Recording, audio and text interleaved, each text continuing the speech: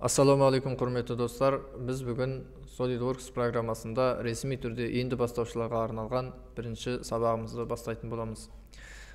Жалпы бұл жерде SolidWorks программасы мынау 3 бөлімнен тұрады. Негізгі 3 бөлімде, мысалы мынау сызба бөлімі, қандай да бір жекелеген детальдарды осы жерден сызып аласыз. Мына жерде құрастырасыз, мына жерде чертежін жасап төмен жаққа бересіз. Яғни жұмыс жасайтын кісілерге, болмаса өзіңізге өлшемдерін алып қалсаңыз болады. Тура осы бөлім, осы 3 бөлім, осы мына бөлімнен бастайтын боламыз. Окей деп басамыз. Таңдап алдық. Енді сіздерге ең бірінші қарайлап тексеріп алатын заттарыңыз, мынаны өзіңізге ұнаған тілге ауыстырып алсаңыз болады. Мысалы, менде ағылшынша тұр. Бұл ағылшын тілі маған қолайлы. Кез келген материалымды ағылшынша осыны қандай да бір сөзді мен жазсам интернетке тез тауып алам. Яғни орысша маған қолайсыз. Орысша материал аз. Сондықтан ағылшын тілінде мен қойылған. Егер де сіздерге тура осындай ағылшыннан орысшаға аударамыз десеңіздер, мынаны басасыздар. Option'ды бастық. Бұл жерде мынау негізгі бөлімде, негізгі бетте бұл жерде тіл ауыстыратын жер бар. Екеуі. Я мынау біреу меню ауыстыратын, біреу бүкіл системаның тілін ауыстыратын. Жалпы екеуін таңдайсыздар. Таңдаңыздар, мысалы. Окей деп бассаңыз, окей деп басасыз. Қайтадан программаны өшіресіз. Қайтадан ашсаңыз, сізде тіліңіз ауысады. Қандай да бір өзіңізге қажетті тілге. Я болмаса, осылай тіл ауыстырсаңыз болады. Екінші қадамда сіздер бұл жерден өлшем түрін ауыстырсаңыз болады. Мысалы, сізге қандай өлшеммен жұмыс жасайсыз? Сіздің өлшемдеріңіз сантиметрмен бе, әлде миллиметрмен қолданасыз ба? Әлде километрмен қолданасыз ба? Дейтін сұрақтар болатын болса, сіз мына жерден өзіңізге қажетті өлшемді ауыстырып аласыз. Мысалы, мен үнемі сантиметрмен жұмыс жасаймын десеңіз, осыны басасыз сантиметр. Яғни, бұл жерден сізде үнемі ауысып кете беретін болса, әр жолы ашқан кезде, мысалы, бірде километрге, бірде миллиметрге ауысып кететін болса, сіздер мына жерден, мысалы, option деген бар, настройка. Настройкаға кіріп, бұл жақта мынадай зат бар. Мынау тұрған. Осыны басасыздар. Осының ішінде не бар? Бұның ішінде сізге өзіңізге қажетті өлшем жазасыз. Мысалы, мен миллиметрмен жұмыс жасаймын, грамм секунд керек маған. Және маған өлшем түрі, мысалы, 20/100, яғни артында осындай дәлдікпен мен жұмыс жасаймын дейтін болсаңыз, мысалы, осы 12-де тұрады. Мысалы, миллиметр, ұзындығы миллиметр. Мен қараңыз, 100/2. Ал егер де мен бұл жерде 91 мен жұмыс жасаймын десем, осы 12-де тұрады. Ал егер де мен 99-да, осы 3 өлшеммен жұмыс жасайтын болсам, яғни 20/1000-991 деп жұмыс жасайтын болсам, осындай 3 өлшеммен жұмыс жасайтын болсам, онда бұл жерге мен 1, 2, 3 деп қоямын. Ал егер де қандай да бір жағдаймен мен 98 деп осы мынандай 4 орынды санмен жұмыс жасайтын болсам, 10.000-дан 9981 дейтін болса, мысалы, оны біз 4-еу таңдаймыз. 1, 2, 3, 4. Яғни үтірден кейін 4 орынды сан бар деген сөз. Жалпы бұл сіздерге түсінікті деп ойлаймын. Мысалы, қандай да бір жағдайда сіз 4 орынды сан жаздыңыз, мысалы, 3 орынды сан дейік. 5/98 болатын болса, мысалы, 99 болмаса 96 дейін. 96 болатын болса, сіз осылай алдыңыз. Енді бұны сіз 2 өлшем, 3 өлшемге, 2 өлшемге қысқартқанда бұлай болып шығады. Мысалы, мұны жерде 96 еді ғой. Біз сіздер 97 болып шығады. Қандай болып жаздым мен және? Қараңыздар. Мұна жерде сіз 99,7 деп жазатын болсаңыздар, мұна 2 орынға ауыстырғанда, бұл міндетті түрде, мысалы, мынау 6-ға ауысып кетеді. 6/001 болып. Жалпы, бұл сіздерге түсінікті деп ойлаймын. Жалпы, ешқандай кері әсері жоқ. Бұл мынауымыз барлығы сіздерге түсінікті. Негізгі өздеріңіз настройт ететін өлшемдердің бірі осы Жалпы қандай да бір сіз көп настройка қажет етпейді, бұл жалпы жұмыс режимінде тұр. Сіз скачать етесіз интернеттен, орнатасыз, барлығы өз қалпында болады, тек қана осы өлшемін ауыстырасыз, және тілін өзіңізге қажетті тілге ауыстырып алсаңыз болады. Және де мысалы қараңыз, мына жерде сызбаның сапасы болады. Жерге сызайын бір сызба, және кішкентай бір сызба сызайын. Қараңыздар, мен сіздерге суреттің сапасын түсіндірейін деп жатырмын. Қазір міне қараңыздар, мынау ешқандай нақты өлшем көрсетіп тұрған жоқ маған. Мен негізі шеңбер сыздым, бұл маған мынадай сызба көрсетіп тұр. Бұрышы бар, бұрыш емес. Енді бұны мен сапасын қалай жақсартамын сызбамның? Ол үшін қайтадан кіреміз настройкаға. Мына жерде мынадай зат бар. Мына ішіне кіресіздер, не тұр? Сызбаның сапасы. Мынаны ақырын қызылға қойып қойсаңыздар болды. Мына жерде сіздер түсінетін болсаңыздар, мысалы мынау сызбаның сапасы нашар, бірақ жылдам жұмыс жасайды. Ал сызбаның сапасы жоғары, бірақ ақырын жұмыс жасайды деген зат бар. Ешқандай сізде видеокартаңыз өте жақсы болса, мынаны ешқандай проблема туындамайды. Мысалы қараңыздар, қазір бұрыштар жоғалып кетеді.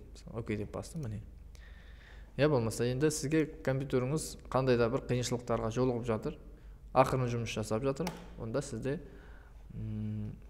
маған мына кескіннің сапасы маңызды емес, сызбам жұмысым бітсе болды дейтін болсаңыз, мына ақырын былай төмендетіп қойсаңыз болады. Мысалы мына жерге қойдым, міне. Окей деймін, міне сызба осылай болды.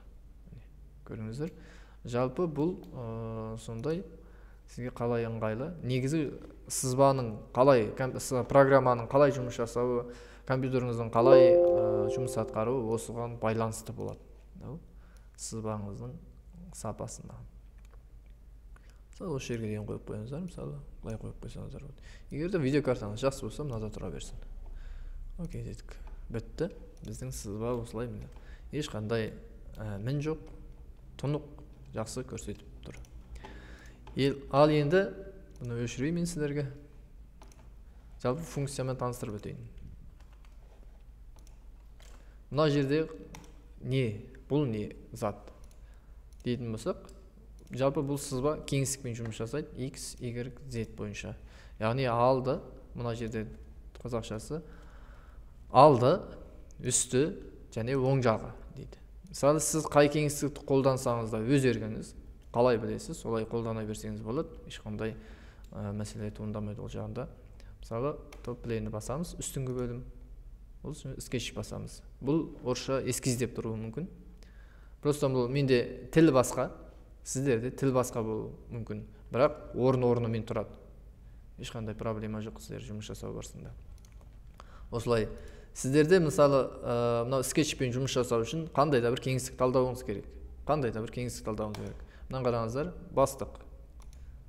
Басамыз, эскиз басамыз, міне эскизді бастым. Енді біз сызба режиміне өтеміз.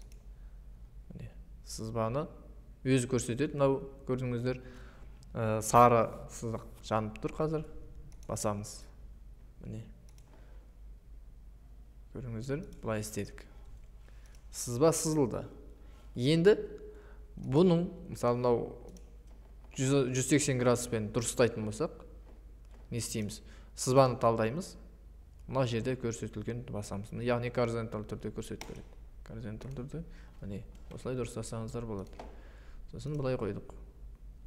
Қараңыздар, мынау тағы қисық болып қалды. Бұны қалай дұрыстаймыз? Тағы да осылай жерден горизонталь бассаңыздар болады. Міне.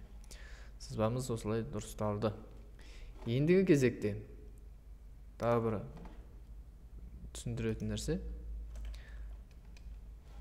Екі сызық сызайық, міне.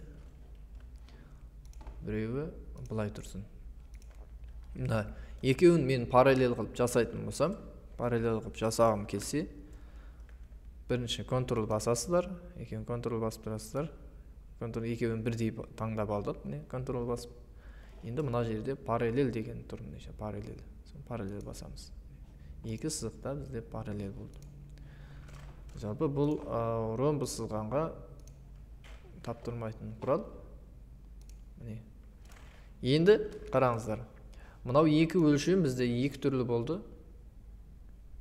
біреуі 9/67, екіншісі басқа өлшемде тұр қазір.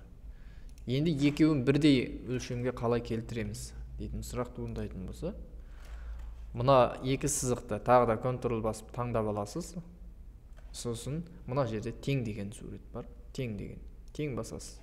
Қараңыз, екі сызық теңесті. Енді бұлай ашып көрейік. Мынаны көреміз, міне, қараңыздар. 9/67. Екі өлшем теңесті. Енді мынаны теңестіріп көрейік. Контрол басамыз. Басып тұрып, сызықтың үстінен бассақ, міне, мына жерде тең деп басамыз. Бұл теңеспесе бұл. Жалпы осылай. Бізде сызба сызылды. Тағы бір мәселе. Қандай да бір сызықта біз мына жақта тұр сызығымыз, міне. Енді осы сызықты мына нүктеге біз туралауымыз керек. Ол үшін не істейміз? Нүктенің үстін басасыз. Контрол басып тұрып, нүктенің үстін басасыз. Және қай нүктемен түйісу керек? Сол нүктені тағы басасыз. Контрол басып тұрып. Енді мына жерде тұр, міне. Екі нүктені түйістіру. Жалпы қазақшасы. Басамыз, міне. Екі нүкте бірмен. Енді бұл ешқандай өзгермейді. Қозғай алмайсыз орнынан. Көріңіз, мына сызықпен бірге қозғалады. Мынаны былай қозғасақ та, сызық қайда барады, сол сызыққа ауысады. Мысалы қараңыздар, мынаны ұзартсақ, анада ұзарады. Бағана біз тең деп жазғанбыз бұл жерге. Мына екеуін тең дедік. Жалпы нүктелерді теңестіру осылай болады. Нүктелерді түйістіру. Бұл айдалада жатса да, қандай да бір жақта жатса да, ешқандай мәселе туындамайды. Басамыз, басамыз. Тең деп басамыз. Көрдіңіздер? Мынаны бастық. Бұлай көреміз. Көрдіңіздер, міне, бұл қозғалып ана жаққа барады. Мысалы, мына нүктеге теңестіретін болсақ, түйістіретін болсақ, екі нүктені былай кетеді, міне. Қараңыздар. Жалпы бұл жердегі жасыл нүктелер, қандай да бір мысалы сізде қазір жасыл нүкте жанып тұр, қазір мына жерде. Былай ауыспайды бізде. Көріңіздер, бекітілді. Енді өшіру үшін бізде delete бассаңыздар болады. Клавиатураңызда delete деген бар. Таңдадық сызықты, delete басасыз, өшіресіз. Ендігі кезекте қандай функция бар? Тағы да түзу сызық сызайын. Тағы бір қосымша сызық сызайын міне жерде. Былай сыздым. Енді осыған мен параллель жасау керек болса, параллель деп қойдым. Перпендикуляр. Мына жерде тұр, міне. Я болмаса мына жақта да тұр. Мына жақта тұр, мынаны бассақ болады, міне. Мынау екеуі мынау келді. Көріңіздер. Бұлай қарағанда алыстан тұр, бұлай білінбей тұр, міне.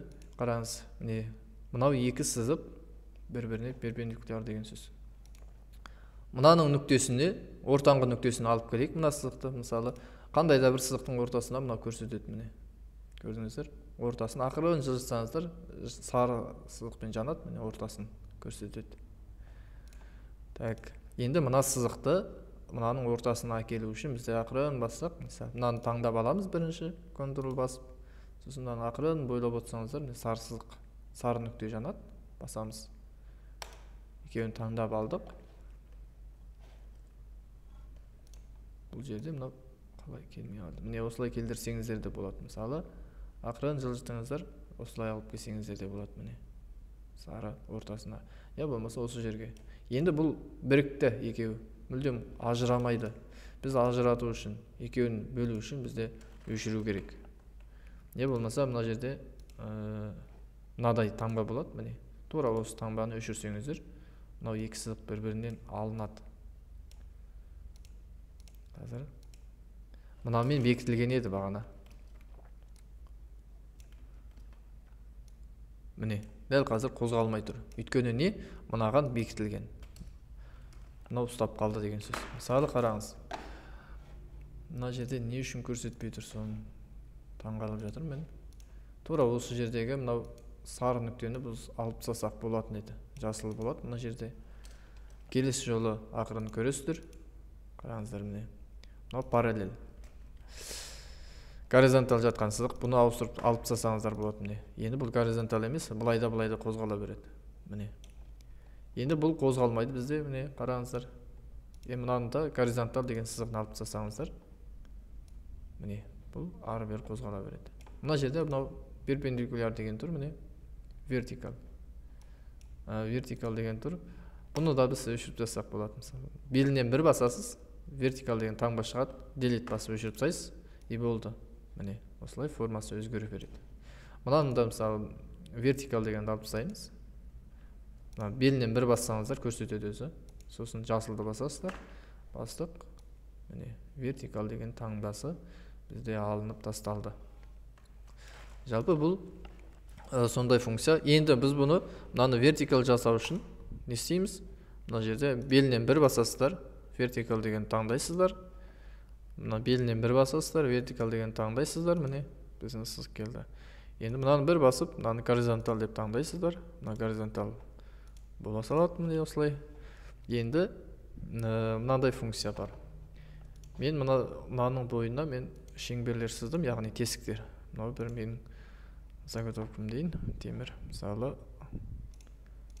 міне мынаған колонна болмаса болт кіретін тесік қандай да бір. Мына тесіктің өлшемдері әртүрлі. Белінен бір бассаңыздар, мына жақта көрсетіп тұрады. Міне диаметрі 0,65 сантиметр. Менде сантиметрмен тұр екен бұл. Мынаны басамыз, міне 0,62 сантиметр. Мынаны басып көрейік, 0,63 сантиметр. Мысалы мына өлшемдерін әртүрлі осылай өзгерсеңіздер де болады. Міне әртүрлі өлшем қойайын. Енді бұны бәріне, мысалы, қараңыздар. Мен мынаны біреуіне ғана өлшем жазамын. Мынаған өлшем жаздым, мысалы, 1,3 сантиметр. Енді қараңыздар.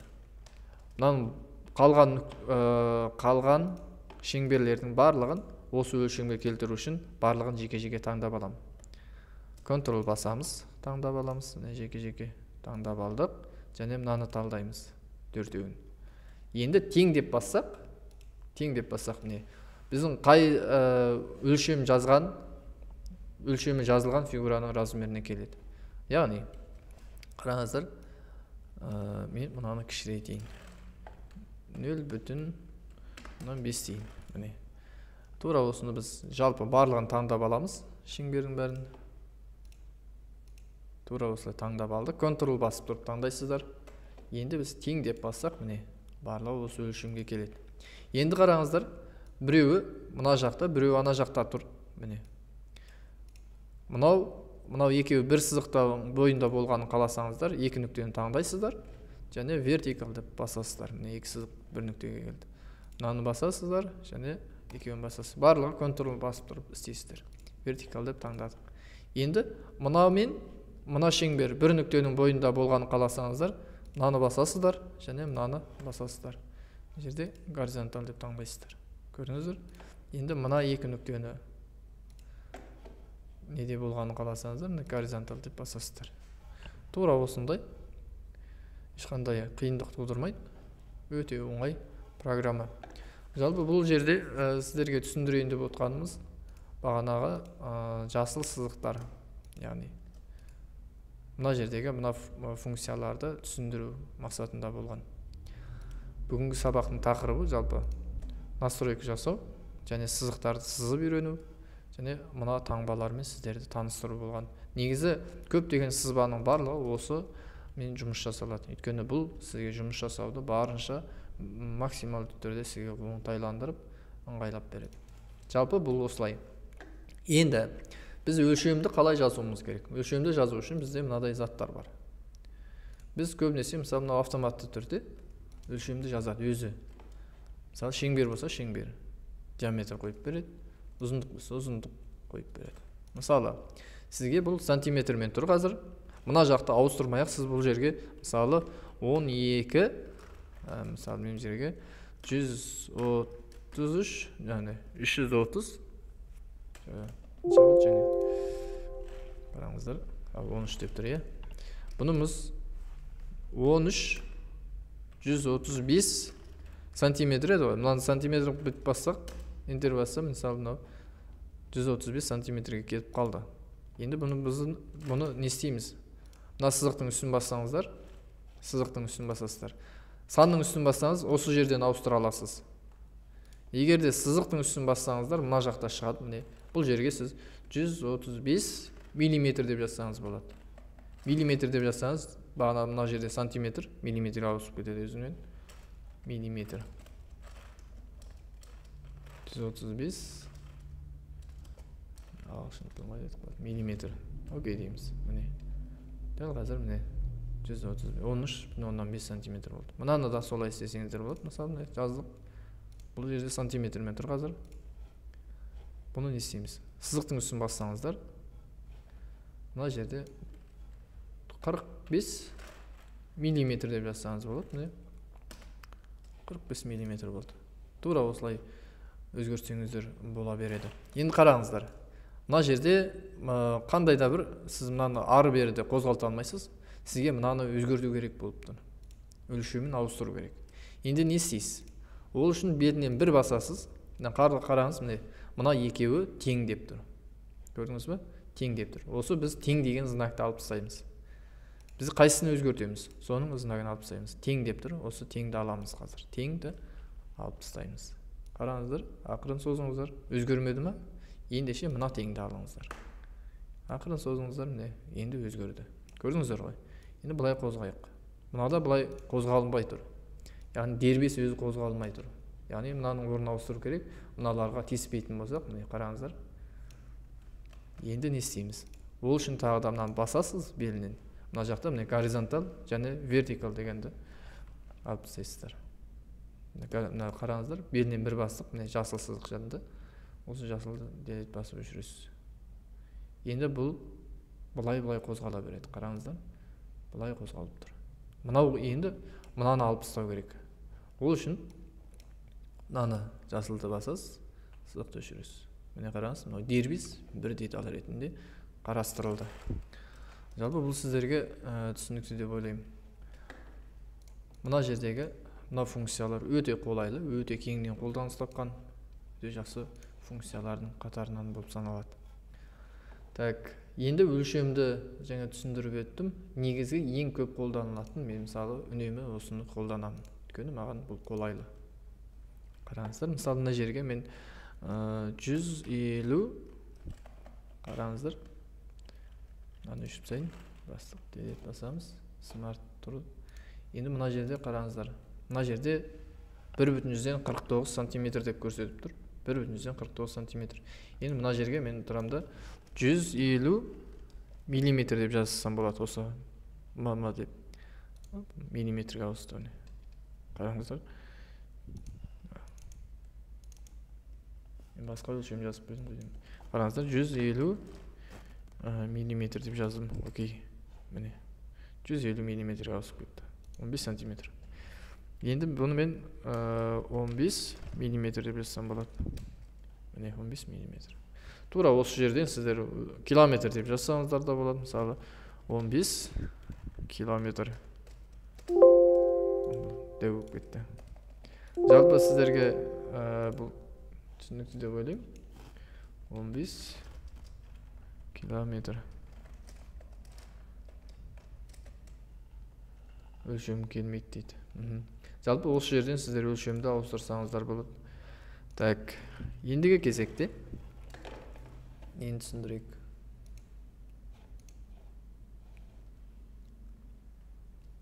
Шеңберді түсіндірдік. Қандай функция? Енді мынау сызықтың ортасында біз ақырын жылжытып болсақ, бұлай шығады дедік міне. Енді мынандай функциясы бар тағы да. Сызықты сызамыз. Міне, сыздық. Төмен қарай түсіреміз. Және мынау көрдіңіздер, сары шеңбердің формасы шықты. Менің жанында жоғалды. Енді осы сары сызық шыққан кезде сіздер мынаны ақырын қозғасаңыздар, айландырсаңыздар, міне доға шығады. Қараңыздар. Бастым, міне сары домалақ шықты қайтадан. Міне, біз осылай істесек болады. Ақырын сызасыздар. Ақырын қозғасаңыздар, міне сары домалақ қайтадан шықты менде. Сары дөңгелек. Міне. Тура осылай сізде сызып шықсаңыз болады. ешқандай қиындық тудырмайды. Жалпы сіздерге түсіндіре алдым деп ойлаймын. Бүгінгі сабақтың тақырыбы ең көп қолданылатын және ең максималды түрде сіздің жұмысыңызды оңтайландыруға мүмкіндік беретін функциямен сіздерді таныстырдым. Бұл жерде мынадай тағы функциялар бар. Қараңыздар, сызықты сызғанда бұл автоматты түрде сізге жанастырып береді, шеңбермен жанастырып береді. Қараңыздар, мынау міне. Мына жақта қандай да бір сызықты алдық, мына шеңбермен жанастыру керек болатын болса, таңдайсыз міне. Қараңыздар, басасыз екеуін, контрол басып екеуін де таңдап аласыз, сосын барып мынаны таңдайсыз. Міне. Тура осылай істесеңіздер болады, міне. Жалпы бүгінгі сабақтың тақырыбы сіздерге түсінікті деп ойлаймын. Міне. Жалпы мынау түйіскен сызықты алып тастайтын болсақ болады. Қараңыздар. Мынаны алып тастасаңыздар, мына горизонталь дегенді алып тастайық, мысалы. Ары бері қозғала беру үшін. Міне. Қандай да бір қашан горизонталь деген сызық кетпейді, белгі кетпесе, знак, мынау знак. Ол біз ары бері қозғай алмаймыз бұны. Тек қана мына бағытта қозғай аламыз. Егер де мына сызықты мынамен бекітіп қойсақ болады. Мына екі сызық екеуі горизонталь болып тұрсын. Екеуі бір нүктенің бойында тұрсын. Мысалы, ары бері қозғасақ та қозғалмайды. Жалпы бүгінгі сабақтың тақырыбы осылай. Назар қойып тыңдағандарыңызға рахмет. Алла зейіндеріңізді ашсын.